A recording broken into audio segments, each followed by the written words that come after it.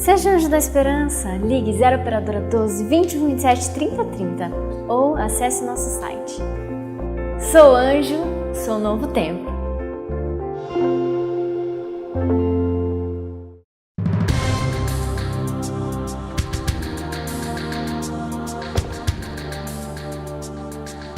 Olá, hoje eu quero ler um texto que se encontra no livro de Deuteronômio e é algo assim bastante inusitado de apresentar a você. Inusitado por quê? Porque muitas vezes a gente fica escandalizado quando a gente lê isso daqui. Você quer ver? O texto de Deuteronômio 28 está falando sobre as bênçãos e as maldições de Deus para aqueles que guardem e aqueles que não guardam os seus mandamentos. As bênçãos, ele diz o seguinte, Moisés dizendo ao povo, né? Se vocês derem atenção a tudo o que o Senhor Deus está dizendo a vocês e se obedecerem fielmente a todos os seus mandamentos que eu lhes estou dando, Deus fará com que sejam mais poderosos do que qualquer outra nação do mundo. Obedeçam ao Senhor Deus e lhes dará todas estas bênçãos. Deus os abençoará nas cidades, Deus os abençoará dando-lhes muitos filhos, Deus os abençoará com boas colheitas, Deus os abençoará em tudo o que fizerem. Agora, olha o que diz como maldição. Porém, se vocês não derem atenção ao que o Senhor nosso Deus está mandando e não obedecerem às suas leis e aos seus mandamentos, Deus os amaldiçoará nas cidades, Deus os amaldiçoará dando-lhes pequenas colheitas de trigo, Deus os amaldiçoará dando-lhes poucos filhos, Deus os amaldiçoará em tudo. Quando a gente lê esses textos da Bíblia, aparece ou nos faz parecer que Deus está impondo, ou guarde ou não guarde. Se você não guardar, não quer dizer que você vai deixar de ser abençoado, mas que você será amaldiçoado. Como entender isso? Deus quer que eu guarde os seus mandamentos por obrigação, por medo, porque senão eu vou ser amaldiçoado? É isso? Esta e muitas outras questões você acompanha agora, pois está no ar, na mira da verdade.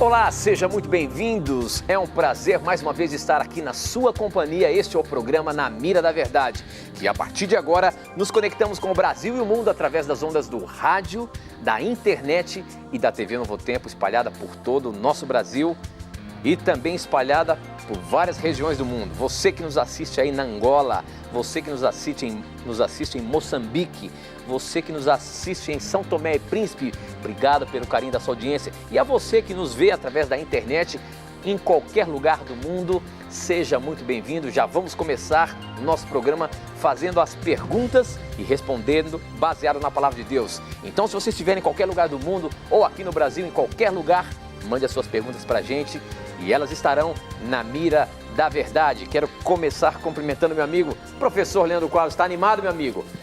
Toda vez quando eu termino o programa eu falo, terça-feira a gente se encontra e eu quero ver se eu te derrubo, mas não consegui ainda, né? Como é que você está? Tomara que você não consiga me derrubar, homem. Prazer, amigo, estar aqui com você novamente. Prazer estar com o nosso telespectador e ouvinte da Rádio Novo Tempo também. E eu queria aproveitar e mandar um abraço para todo o pessoal de Imperatriz, Maranhão, onde estivemos juntamente com a caravana Novo Tempo. Eu me esqueci, infelizmente, de alguns bilhetes de algumas pessoas que pediram abraço em particular, mas eu quero que todos vocês de Imperatriz, Maranhão e ali região também se sintam abraçados por nós da Novo Tempo, pelo programa Na Mira da Verdade. E muito obrigado a todos vocês pelo carinho que tiveram para conosco durante esses dias. Teve um telespectador que eu peguei aqui um recadinho dele, aqui rapidamente consegui pescar aqui o recadinho dele, o Leandro Pimentel. Ele diz o seguinte: gostaria de agradecer por este espaço dado para para cada ouvinte e telespectador deste tão maravilhoso programa que é abençoado por Deus e também as dúvidas que são tiradas a cada programa lançado. Deus abençoe sempre você, Leandro, e você, Tito. Sou fã de vocês, orando sempre pelo ministério de vocês. Um forte abraço. Foi o Leandro de Alto Alegre, Maranhão. Muito obrigado a você, nosso telespectador, que juntamente com o programa, vocês aí oram pela gente, para que tudo aquilo que nós estivemos fazendo aqui, estejamos apresentando a pura palavra de Deus. Obrigado pela sua atenção, obrigado pelas suas orações, para que o programa possa ser uma bênção a todos os telespectadores, a nós também que estamos aqui aprendendo mais da palavra de Deus. Muito obrigado. E a você, que é o nosso ouvinte da Rádio Novo Tempo, que está conectado a partir de agora com a gente, obrigado pelo carinho da sua audiência e participe do nosso programa mandando as suas perguntas, seja por Torpedo SMS ou pelas nossas redes sociais, que daqui a pouquinho eu falo como que você faz para participar do programa, tá bom? A primeira pergunta, professor Leandro Quadros, olha que legal, essa pergunta pelo Facebook, ela veio da Angola, deixa eu ver se é isso mesmo, exatamente, da Angola. Quem mandou a pergunta foi o Cláudio Agostinho Silva João. Ele diz o seguinte: olá, amigo Tito e professor Leandro Quadros. Eu sou metodista de Angola e queria entender Deuteronômio 28. E a pergunta é a seguinte, professor. A gente leu aqui na abertura do programa o texto de Deuteronômio 28 e é um texto bastante pesado, porque a gente vê as bênçãos ou as maldições daqueles que guardam e daqueles que não guardam, dando a entender, professor, que Deus está dizendo que se você não guardar, você vai ser amaldiçoado. Mas é assim mesmo? Então eu tenho medo, eu tenho que guardar por medo a lei de Deus? Como é que é isso, professor? Que contexto é esse? Por que tem esse texto na Bíblia? Olha, Tito, é uma pergunta importantíssima desse nosso irmão metodista. Muito obrigado, querido irmão, pela sua pergunta e um abraço a todos os nossos amigos aí da Angola. Realmente, Deuteronômio apresenta no capítulo 28 bênçãos e maldições pela obediência ou desobediência a Deus. Agora, como o Tito bem perguntou, será que isso indica que eu devo obedecer a Deus por medo? Antes de responder essa pergunta, eu queria mencionar brevemente o porquê deste capítulo. Deus havia tirado o povo de Israel da escravidão no Egito, e este povo, por terem vivido ali algumas gerações no Egito, esse povo estava desumanizado. E por eles estarem desumanizados, Deus tinha que se utilizar de uma linguagem muito apropriada para se comunicar com eles. E Deus tinha que se comunicar com eles por meio do grito. Então, por exemplo, se você ler Êxodo capítulo 20 e também ler o capítulo 19, você percebe que Deus comunicou os seus 10 mandamentos por meio de trovões e escreveu-os em tábuas de pedra para demonstrar o quê? Deus tinha que gritar ao povo para que o povo pudesse compreender a seriedade do pecado. E em Deuteronômio 28, Deus faz a mesma coisa. Ele grita com o povo na sua tentativa desesperada, diríamos assim, e amorosa, para que eles não sofram. Deus começa a expor para eles as consequências da obediência e as consequências da desobediência.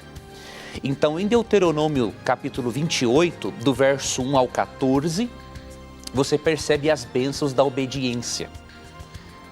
No verso 12, por exemplo, é dito: o Senhor abrirá o céu, o depósito do seu tesouro, para enviar chuva à sua terra no devido tempo e para abençoar todo o trabalho de suas mãos. Verso 13, o Senhor fará de vocês a cabeça das nações e não a cauda, se obedecerem aos mandamentos do Senhor, o seu Deus, que hoje lhes dou, e os seguirem cuidadosamente. Vocês estarão sempre acima, nunca por baixo. Então percebe-se realmente aqui consequências da obediência. Agora, como que Deus ia sensibilizar aquele povo desumanizado de que a desobediência traz consequências negativas? Deus usa-se de uma linguagem apropriada. Ele menciona as maldições. E aí no capítulo 28, do verso 15 em diante, você percebe as maldições da desobediência. Por exemplo, no verso 20, o Senhor enviará sobre vocês maldições, confusão, repreensão e tudo o que fizerem, a tudo o que fizerem, até que vocês sejam destruídos e sofram repentina ruína pelo mal que praticaram ao se esquecerem dele. Veja, a desobediência deles, relacionada à maldade deles, traria consequências. E Deus teve que ser bem forte na sua linguagem, porque se ele só passasse a mão sobre a cabeça deles, não adiantaria, não comunicaria. Agora, por que isso acontece? Alguns ateus até questionam assim, mas Deus então não dá liberdade, então a questão do livre-arbítrio não existe. Na verdade, esse questionamento ele é ilógico pelo seguinte: você não questiona a lei da gravidade. Você sabe que se você se atirar de um prédio, por exemplo, do 15º andar, a lei da gravidade vai pesar a mão sobre você. Questionar a lei da gravidade é imprudente, porque existe a lei e não tem discussão. As leis de Deus, sejam naturais ou espirituais, elas existem. Agora, o porquê que Deus as criou assim é porque, sendo Deus amor, de acordo com 1 João 4,8, Ele cria leis amorosas para poder preservar a nossa vida, a nossa saúde, o nosso bem-estar. E Gálatas capítulo 6, verso 7 é um texto muito esclarecedor para nós entendermos essa questão, bem como Deuteronômio 28. Gálatas 6, 7 diz assim: não se deixem enganar, de Deus não se zomba, pois o que o homem semear, isso também colherá. Ou seja, eu não posso plantar alface e colher laranjas. Da mesma forma, eu não posso plantar desobediência na minha vida e colher bênçãos. Eu planto obediência e colho bênçãos. Planto desobediência e vou colher maldições. Porque há leis naturais e espirituais pré-estabelecidas, que quando eu as transgrido, eu sofro as consequências. Agora, para finalizar, respondendo à pergunta que o Tito fez no início, que é muito importante: isso significa que devemos obedecer a Deus por medo? De forma alguma. Nós devemos sim ter receio para com as consequências erradas das nossas decisões erradas. Mas obedecer a Deus por medo é um fator motivador muito pobre. Porque Jesus aqui em João capítulo 14, verso 15, ele mostra qual deve ser a principal motivação: a obediência a Deus. João 14, 15, Jesus diz assim: se vocês me amam, obedecerão aos meus mandamentos. Ou seja, a força motivadora para a obediência deve ser o amor a Deus. Agora tem um detalhe: este amor a Deus não surge naturalmente no seu coração. Você deve ter consciência disso. A obediência a Deus envolve sim um esforço da nossa parte, mas acima do nosso esforço está a atuação de Deus. Por quê? Olha o que diz Filipenses 2,13. Filipenses 2,13 é um texto que nos ajuda a não sermos legalistas em relação à obediência. Porque muitos acham que a obediência compra o direito ao céu. Isso é uma heresia. Filipenses 2,13, eu abri em Efésios. Filipenses 2,13 diz assim: pois é Deus quem efetua em vocês tanto o querer quanto o realizar, de acordo com a boa vontade dele. Ou seja, nós precisamos que Deus atue em nosso ser, comece em nós uma resposta de amor aos mandamentos de Deus. E aí Deus, por sua graça e por meio, obviamente, da nossa permissão e do nosso esforço, o Senhor Deus, Ele vai implantando os seus princípios de amor em nós. E em 2 Coríntios 1, 21, que é o último texto que eu vou ler dessa questão para respondermos outras, em 2 Coríntios 1, 21, lemos o seguinte: ora, é Deus que faz que nós e vocês permaneçamos firmes em Cristo. Ou seja, a nossa obediência deve ser motivada pelo amor a Deus. Agora, tenhamos em mente que até mesmo a obediência por amor é o resultado, mais do que do nosso esforço, envolve esforço sim, mas muito mais do que o nosso esforço, a nossa obediência por amor envolve a atuação de Deus no nosso interior. Então, entenda Deuteronômio 28, amigo telespectador e ouvinte, com Gálatas 6, verso 7. Aquilo que o homem planta, ele colhe. Há leis naturais, há leis espirituais. E a obediência ou a desobediência a essas leis vão nos proporcionar bênçãos ou maldições em nossa vida. Ok, professor, muito bem. Bom, para você participar do programa mandando as suas perguntas, você pode mandar um SMS. O número é 12 98151 0101. Você manda suas perguntas, eu recebo aqui na hora. Você pode também mandar através das redes sociais, pelo Facebook, namiradaverdade.nt, pelo Twitter, apenas @namiradaverdade, as perguntas chegam aqui, e também acessando o nosso blog, novotempo.com/Na Mira da Verdade. Participe do programa como esse aqui agora que acabou de mandar, e ele diz, deixa eu ver se tem o nome dele aqui, vamos ver se ele mandou o nome, não mandou o nome, ele quer perguntar o seguinte: professor Leandro Quadros, o Yom Kippur é estatuto perpétuo, conforme Levíticos 16. Vocês, dizendo pra gente aqui, cumprirão? Olha aí, professor, que história é essa de Yom Kippur? Só pra gente contextualizar aqui o nosso telespectador, vendo ali Levíticos 16, está dizendo o dia do perdão. Isso daí é um estatuto perpétuo, segundo diz o nosso telespectador aqui. E a gente vai cumprir isso? Que dia especial é esse? Como entender essa pergunta aqui do nosso amigo, professor? Vamos lá, o termo Yom Kippur quer dizer dia da expiação. Era um dia em que o povo de Israel, uma vez ao ano, se reunia em torno do santuário celestial e ali o sumo sacerdote fazia uma cerimônia... Santuário celestial ou santuário ou melhor, terrestre? O santuário terrestre, né? Se reunia em volta do santuário terrestre e o sumo sacerdote fazia uma cerimônia muito importante.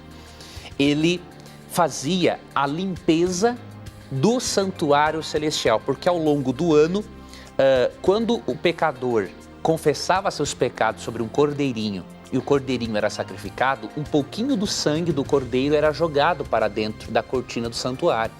Então isso simbolizava a transferência do pecado do pecador para o cordeiro e do cordeiro para o santuário, ou seja, Deus assumia a responsabilidade, Deus assumia a culpa pelo pecado do povo. E o Yom Kippur era um momento anual em que se fazia uma limpeza do santuário celestial e por meio dessa verdade Deus ensinava o seguinte, que além de Deus perdoar os pecados da humanidade, Ele quer apagar qualquer registro que exista no santuário celestial desses pecados. Agora, por que o dia é mencionado como uma celebração perpétua e hoje nós não o praticamos? Você tem que notar uma coisa interessante. A palavra perpétuo, que significa eterno, ela depende, o tempo dela pode ser um tempo infinito ou um tempo finito. Porque o termo perpétuo, para ele ser finito ou infinito, depende do sujeito ao qual o termo está ligado. Então, o tempo da expiação deveria ser perpétua porque deveria ser praticada enquanto existisse o ritual do santuário terrestre envolvendo um cordeirinho. Vou lhe dar um exemplo. Em 1 Crônicas 29, verso 4 e também verso 27, 1 Crônicas 28, 4 na verdade, e 29, 27, diz que Davi seria rei eternamente sobre Israel. Só que Davi reinou 40 anos. Então, eternamente, como está ligado a um sujeito finito, simboliza 40 anos. Da mesma forma, é a comemoração do Yom Kippur, ou dia da expiação. Como não existe mais sacrifício de cordeirinho, porque o Cordeiro de Deus que tira o pecado do mundo já veio, que é Jesus Cristo, então agora você tem que entender a que realidade celestial se refere este Yom Kippur, esse dia da expiação. E quando você estuda as profecias bíblicas, especialmente as profecias de Daniel e Apocalipse, você percebe que o dia da expiação, ou Yom Kippur, equivale ao juízo pré-advento que ocorre antes da segunda vinda de Cristo. Então você não pode celebrar uma realidade terrestre, sendo que a realidade celestial está em andamento. Outro detalhe, lembre-se de Êxodo 25, 8 e 9. O santuário terrestre é uma cópia do celestial. Então, se já o povo de Israel cumpriu esses requisitos e hoje no santuário celestial Cristo está realizando a atividade equivalente a este dia da expiação, que é o juízo pré-advento, não tem um porquê de você celebrar isso, né? Então lembre-se, o termo eterno ou perpetuamente se refere a um tempo sem fim ou com fim, depende do sujeito ao qual está ligado. Então não há uma razão de celebrar um dia da expiação, sendo que Cristo já efetua, não é, esse dia da expiação no santuário celestial. Muito bem, professor. Nós estamos aqui recebendo dezenas, já centenas de SMS. Obrigado pela sua participação. E tem um especial, acabou de chegar aqui, ó. Primeira vez que estou assistindo vocês. Não perco mais nenhum.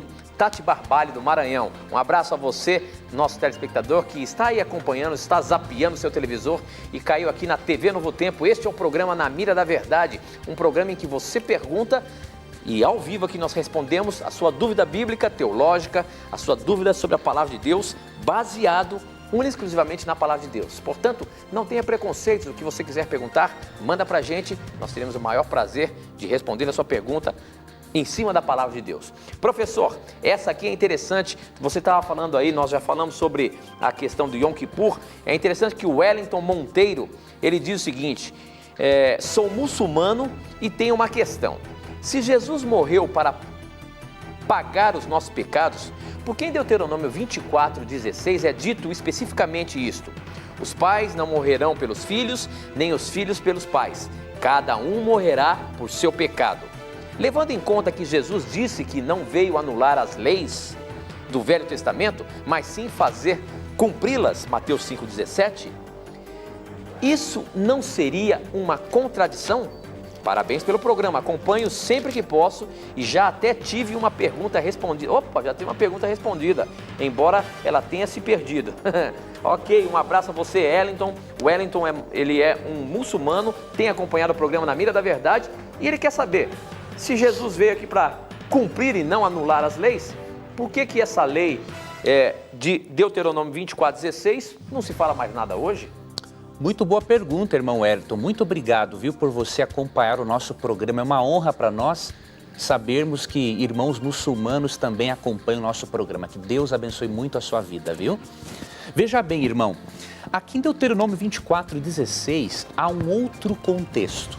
Quando o texto fala que os pais não serão mortos em lugar dos filhos, nem os filhos em lugar dos pais, aqui o sentido é o seguinte, uma pessoa quando comete um pecado, um erro, ela não deve uma outra ser punida por ela injustamente. O que o texto quer dizer com isso? Digamos que um pai matou alguém, certo? E aí o que o texto está dizendo é o seguinte, não é porque o pai matou alguém que o filho tenha que ser punido. O filho não tem nada a ver com o homicídio praticado pelo pai. Então aqui é um mandamento a nível interpessoal, ou seja, Deus está dizendo que a justiça humana, ela não pode de forma alguma executar um inocente no lugar de um transgressor. No caso de Jesus, é diferente porque quando você vê Hebreus 9:14, você percebe que Jesus Cristo, juntamente com Deus Pai e o Espírito Santo, aqui dito que a divindade planejou a nossa salvação.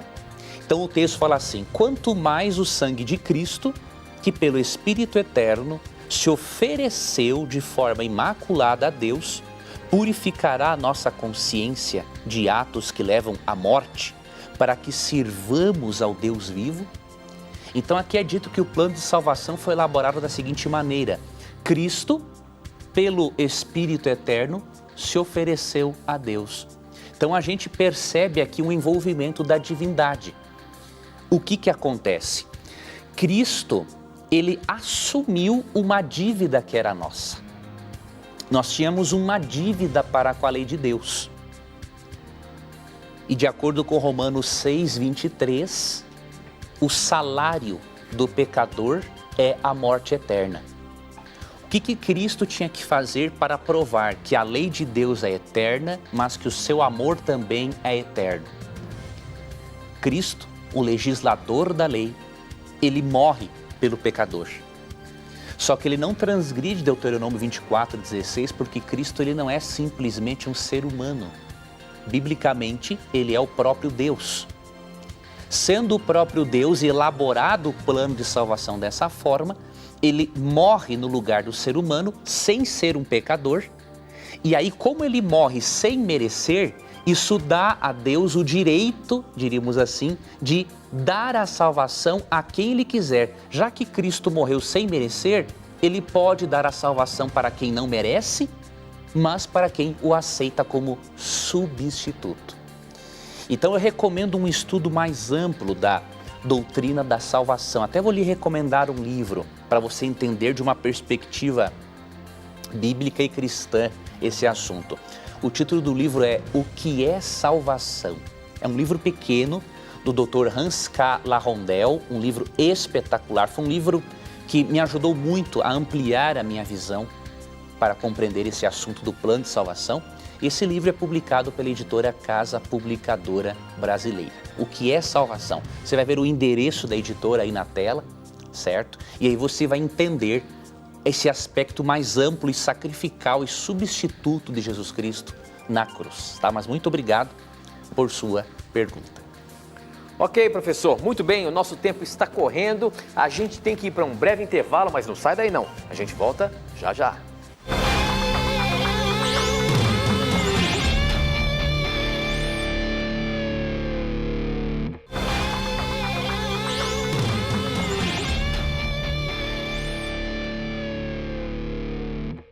Já estamos de volta, agora são 9 horas e 32 minutos, estamos ao vivo aqui a TV Novo Tempo. Este é o programa Na Mira da Verdade, um programa em que você pergunta e a Bíblia responde. Nós estamos ao vivo, você pode mandar as suas perguntas através do SMS, o número é 12 981510101, está aí no seu monitor, anote aí rapidinho e manda sua pergunta pra gente, 12 981510101. Você também pode, através das redes sociais, se você está sentado assistindo a sua televisão aí, com seu laptop, com seu tablet, com seu smartphone na sua mão, você pode mandar a sua pergunta pra gente pelo Facebook, namiradaverdade.nt, pelo Twitter, @namiradaverdade. Mas este SMS não é para você ficar ligando, como por exemplo, tem um aqui que já ligou mais de 10 vezes. Não ligue, esse é apenas um aparelho para você mandar as suas perguntas para esse programa, tá bom? Então, não vou atender. É só você mandar o seu SMS para cá e a sua pergunta poderá estar na mira da verdade, como por exemplo, tem dezenas que estão chegando, centenas que chegou, olha, já até apagou a que eu tinha separado aqui para colocar.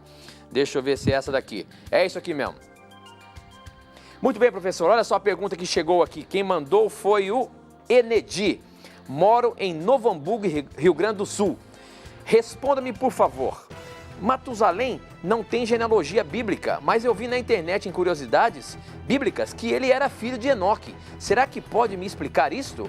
É isso mesmo, professor. Matusalém era filho de Enoque? Me parece que ele era um dos personagens da Bíblia aí que mais viveu, não é? E ele não, a Bíblia não apresenta a genealogia dele? Não era essa a pergunta que ia entrar na mira não, mas entrou. Mas já está aqui a outra. É que, sim. Matusalém tinha sim genealogia. Deixa eu dar uma olhadinha só aqui qual é delas. Ele era filho de Enoque. Gênesis capítulo 5. Aqui, ó. Realmente aqui, ó. Gênesis 5:24, ó. Enoque andou com Deus e já não foi encontrado, pois Deus o havia arrebatado. Aos 187 anos, Matusalém gerou Lameque. Então, aqui está demonstrando realmente que ele é da linhagem. Olha aqui, até o verso 20 e o 21 fala, ó. Enoque gerou Matusalém. Então, irmão, houve algum erro aí nesse material que você leu na internet, porque em Gênesis 5 você percebe sim que Matusalém, vivendo 962 anos, ele foi sim gerado por Enoque. Muito bem, a próxima pergunta que é o SMS, essa aqui sim é que eu queria botar na mira, é a seguinte: se acaso for aprovado no Brasil a lei que obriga o casamento entre pessoas do mesmo sexo, até mesmo na igreja, qual atitude que a igreja evangélica deve tomar? Pode o pastor realizar a cerimônia dos parceiros? O que diz as escrituras sagradas a respeito do assunto?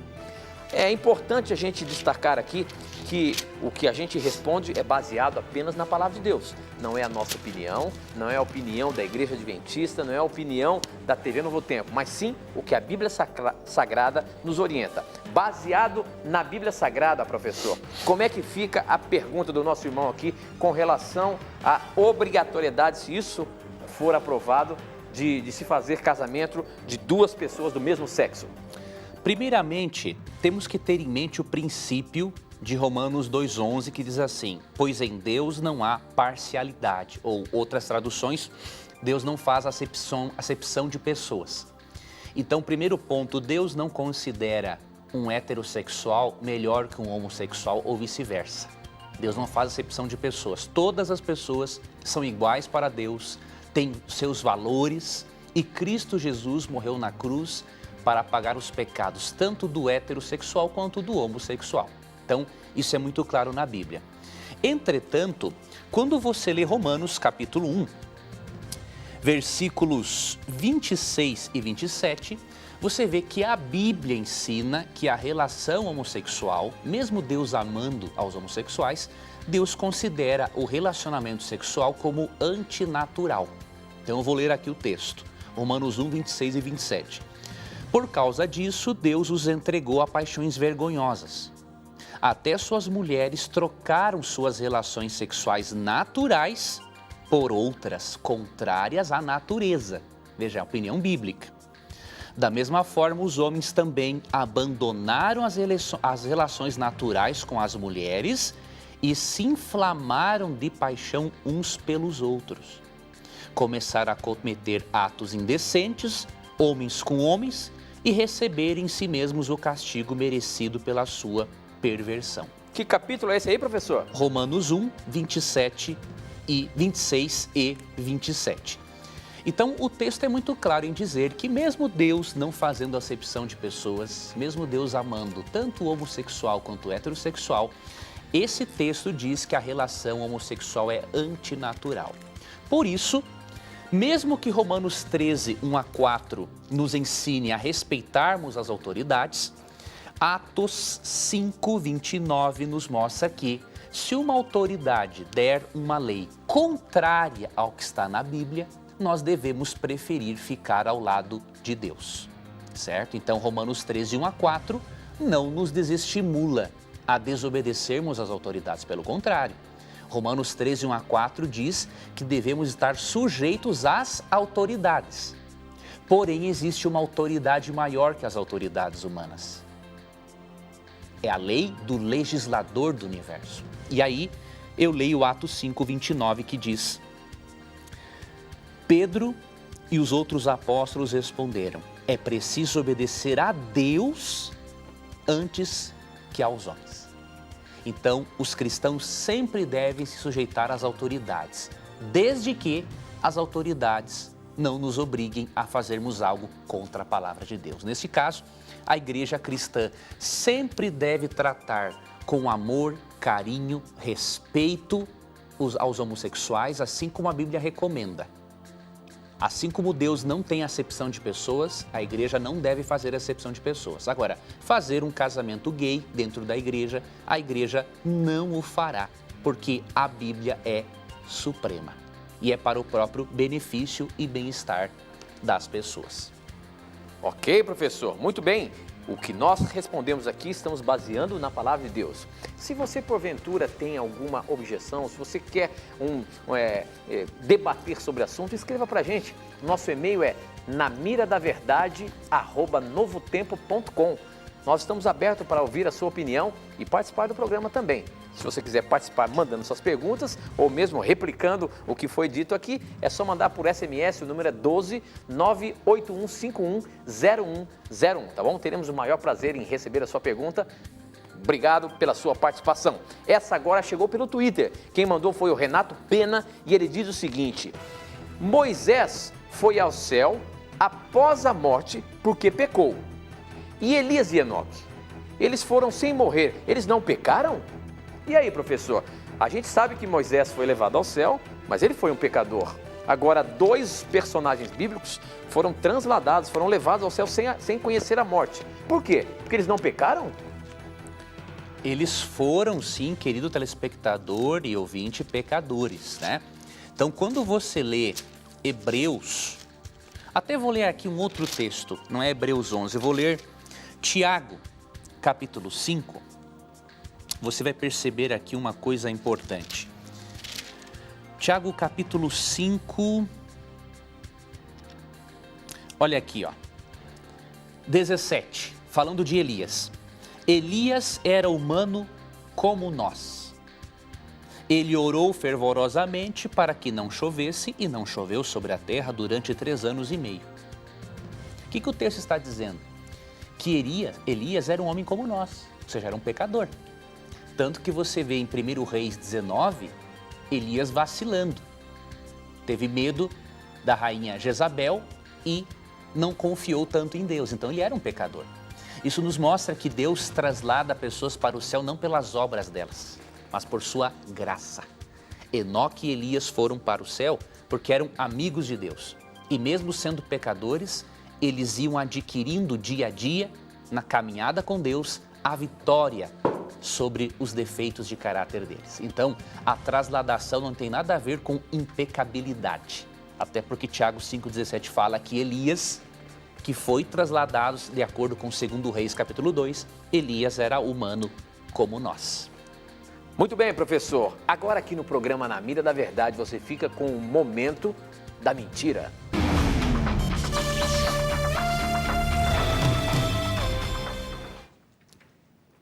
Eu tenho mantido contato ao longo do tempo com vários livros e também sites anti-adventismo.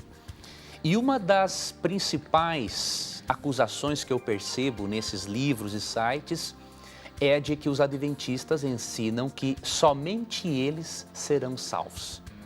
Eu queria dizer a você, amigo telespectador e ouvinte, que esta é uma baita de uma mentira. Quem afirma uma coisa dessas, ele realmente não conhece a doutrina adventista. Você quer ver um exemplo? Tem uma obra aqui da escritora Ellen White, que é cofundadora do Adventismo. O livro Mensagens Escolhidas, volume 3, página 386. Ela tem uma citação aqui muito interessante. Olha o que ela diz. Deus tem filhos, muitos deles nas igrejas protestantes e um grande número nas igrejas católicas, que são mais fiéis para obedecer à luz e para proceder de acordo com o seu conhecimento do que um grande número entre os adventistas observadores do sábado que não andam na luz. O Senhor quer que a mensagem da verdade seja proclamada para que os protestantes sejam advertidos e despertados para a verdadeira condição das coisas e considerem o valor do privilégio da liberdade religiosa que têm desfrutado há muito tempo. Então, Ellen White é clara em dizer que nas igrejas protestantes e do catolicismo romano há pessoas mais fiéis a Deus do que no próprio meio adventista sétimo dia.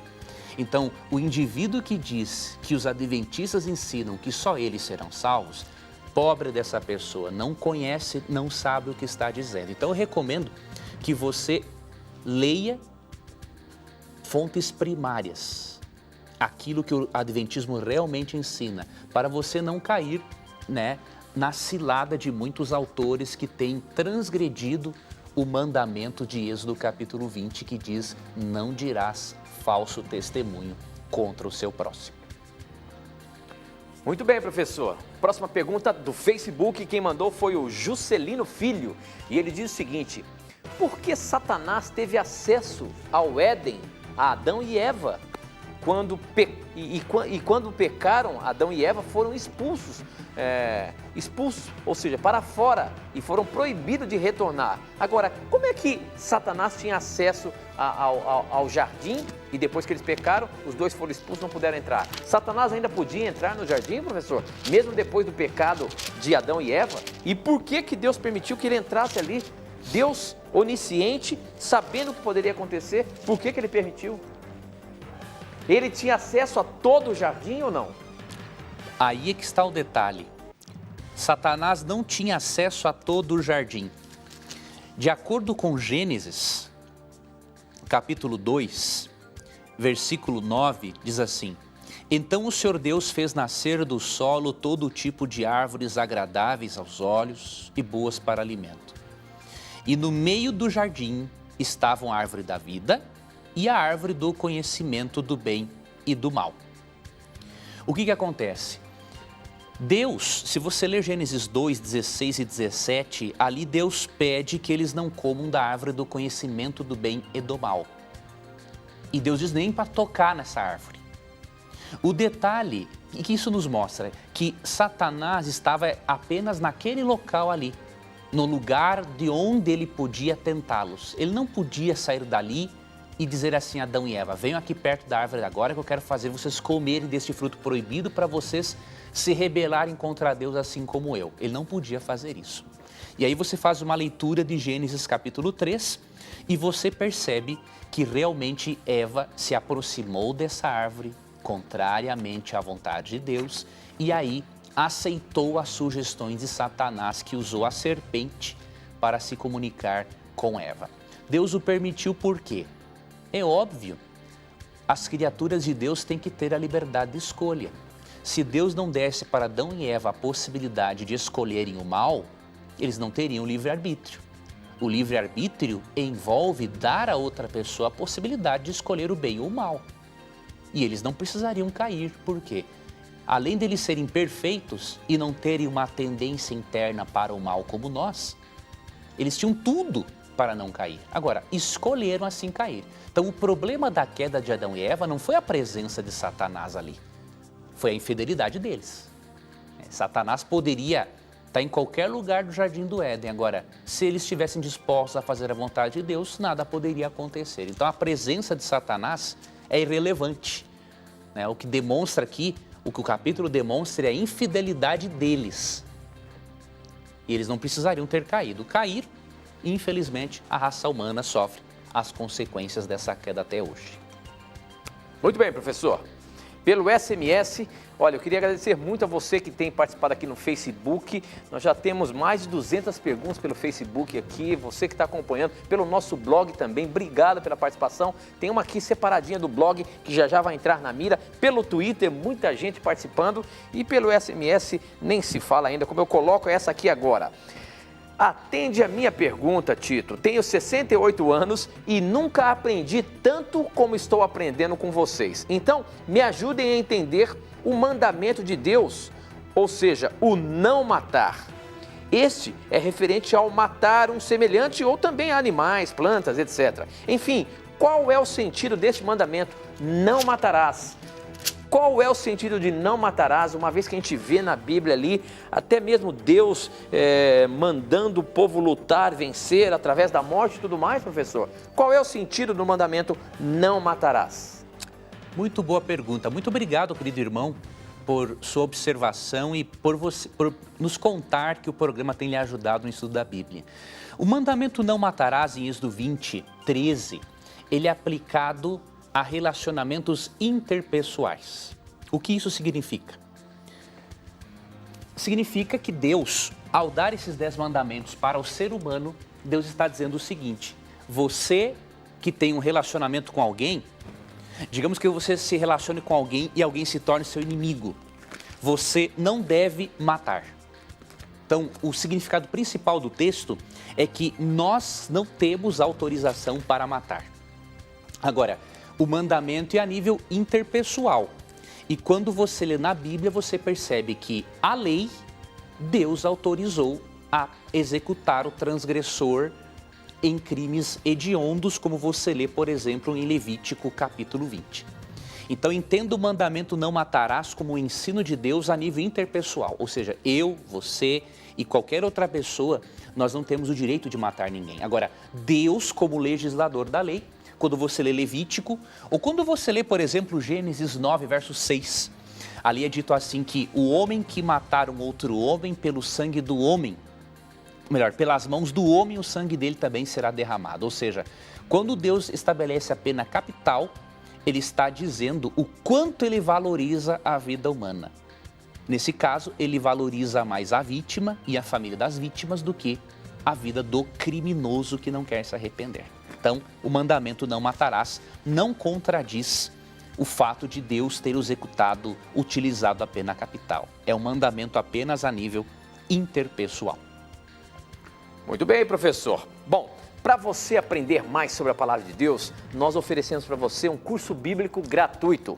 É essa revista aqui, ó, Verdades para o Tempo do Fim. E é interessante que os temas deste curso bíblico, os temas desta revista é baseado nos tempos em que vivemos. Nós acreditamos que estamos vivendo no tempo do fim, no tempo final dessa história. E a Bíblia nos mostra vários aspectos deste manual de sobrevivência aqui, para nós sabermos os tempos em que vivemos e como nos preparar para receber o nosso Salvador. Se você quiser receber essa revista gratuitamente na sua casa, basta acessar o nosso blog novotempo.com/na mira da verdade. Você vai ver a imagem dessa revista, basta você clicar na imagem da revista lá e você vai ser direcionado para um lugar onde você vai preencher os seus dados postais. E aí você vai receber na sua casa sem pagar nada, tá bom? É um presente do programa Na Mira da Verdade, da TV Novo Tempo, para você. Portanto, peça hoje mesmo, é gratuito e eu tenho certeza que você vai poder ir com essa revista para qualquer lugar. Vai para o trabalho, vai vendo ali no ônibus, vai vendo ali na hora do lanche do trabalho, enfim, você vai ter momentos agradabilíssimos estudando a palavra de Deus através da revista Verdades para o Tempo do Fim, tá bom? Bom, aqui pelo nosso blog, o Rafael Cavalcante pergunta o seguinte, ele é de Barueri, São Paulo. Obrigado pela participação aí dos nossos irmãos de São Paulo que estão ligadinhos aqui na Novo Tempo. Em Mateus 19:9, Jesus afirma que a pessoa pode separar-se e casar-se novamente somente no caso de fornicação. A palavra usada no grego é porneia. Minha pergunta é, por que no versículo citado está a palavra porneia ao invés da palavra moicheia, que significa adultério? Jesus não estaria afirmando em Mateus 19:9 que o homem só pode separar-se e casar-se novamente somente no caso da mulher não ter casado virgem? Ou seja, se houve o ato sexual antes do casamento? É isso que o texto está dizendo? A palavra porneia e a outra palavra, moiqueia. Como que é?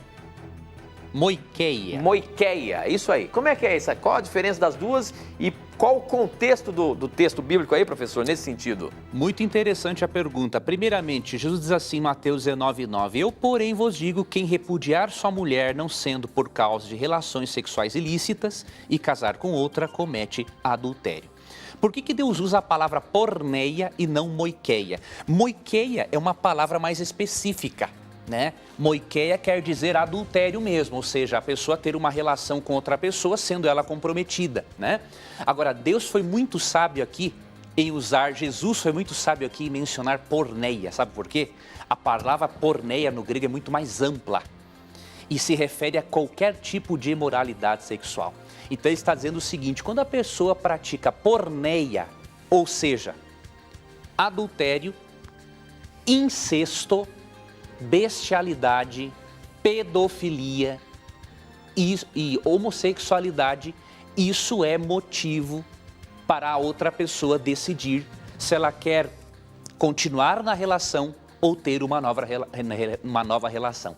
Então, Jesus se utiliza de um termo mais amplo em Mateus 19 para mostrar que outros pecados sexuais, de acordo com a Bíblia, são motivos sim para um novo casamento.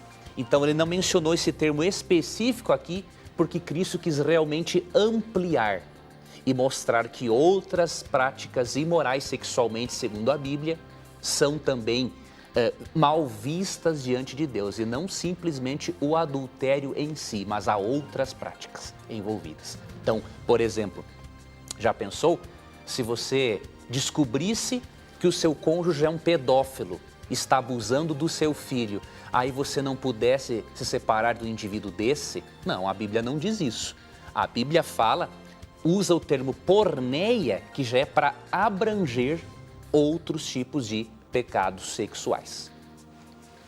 Muito bem, professor. Bom, eu queria agradecer aqui a todos que vêm assistir o programa ao vivo aqui. Hoje nós estamos recebendo mais 3 pessoas aqui. Eu queria mandar um abraço. Olha para aquela câmera ali, ó, dá um tchauzinho para a turma. Ali está a Dora, o Alex, a Daiane. Obrigado por vocês terem vindo aqui, conhecer o programa Na Mira da Verdade, conhecer os estúdios da Novo Tempo. É um prazer muito grande receber os nossos telespectadores aqui. Se um dia você quiser vir aqui, é só ligar pra gente, marcar o seu horário e vir aqui. Eles são de Curitiba e mandaram abraço para muita gente, viu? Ó, o Algacir, a Bina, o Adriano, a Carol, eu tenho que entender a letra de todos aqui. O Kleber, a Karen, o Léo, o Kelvin, a Denise, o Júnior, a Daniele, o Gilberto, a Kelly, a avó Esther, que estão acompanhando o programa. Sintam-se abraçados, o pessoal da igreja do bairro Novo A e da Escola Bíblica Novo Tempo. A Escola Bíblica Novo Tempo lá em Curitiba está bombando. Sejam muito bem-vindos aqui. Obrigado por vocês estarem aqui com a gente vendo o programa ao vivo, tá? E tem uma perguntinha aqui. É um prazer falar com vocês. Olá, Tito e Leandro. Quero perguntar e ouvir a opinião de vocês. De acordo com o texto de Isaías 40, 31 e Lucas 20, 36, depois da ressurreição e transformação, os justos terão asas e voarão? Ou nesses textos que mencionei é só uma figura de linguagem? Afinal de contas, professor, nós vamos ser igual anjinhos lá, vamos ter asinhas, vamos voar no céu? Como é que é o negócio? Olha, realmente a Bíblia não menciona que os justos ressuscitados terão asas. A Bíblia não menciona isso. Quando nós lemos 1 Tessalonicenses 4, 16 e 17, ou melhor, 17, o texto fala que depois da ressurreição é dito assim, ó: depois nós, os que estivermos vivos, seremos arrebatados com eles nas nuvens, para o encontro com o Senhor nos ares, e assim estaremos para sempre com o Senhor. Então, o termo arrebatado indica uma ação de Deus para que a pessoa tenha a capacidade de voar, e não uma ação da pessoa como possuindo asas para ir até o céu e encontrar-se com Cristo. Então, realmente a indicação bíblica é de que os justos serão o quê? Arrebatados, não secretamente, visivelmente, sem a necessidade de asas para voar. É uma ação de Deus e não uma ação que vem do corpo humano. Muito bem, professor. A última perguntinha aqui, porque nosso tempo já estourou, você tem um minutinho. O Niedson, no Twitter, pergunta o seguinte: por que a TV Novo Tempo funciona no sábado se não é permitido trabalhar nesse dia? Como é que é isso aí, professor? A Novo Tempo trabalha no sábado mesmo? Como é que funciona esse troço aí? Primeiramente, querido, na Novo Tempo não tem departamentos trabalhando no sábado. O que acontece é que o sinal fica, não é? E tem uma pessoa apenas cuidando da transmissão caso ocorra um problema no equipamento e tudo mais. Agora, você não percebe aqui os 400 e poucos funcionários trabalhando na Novo Tempo.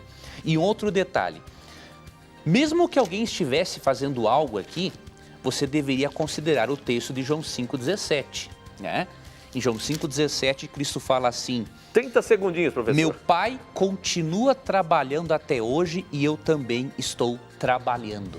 Que tipo de trabalho Cristo se refere aqui? A palavra grega para trabalho é a palavra ergazestai. E aqui no Evangelho de João se refere ao trabalho de salvação em prol das pessoas.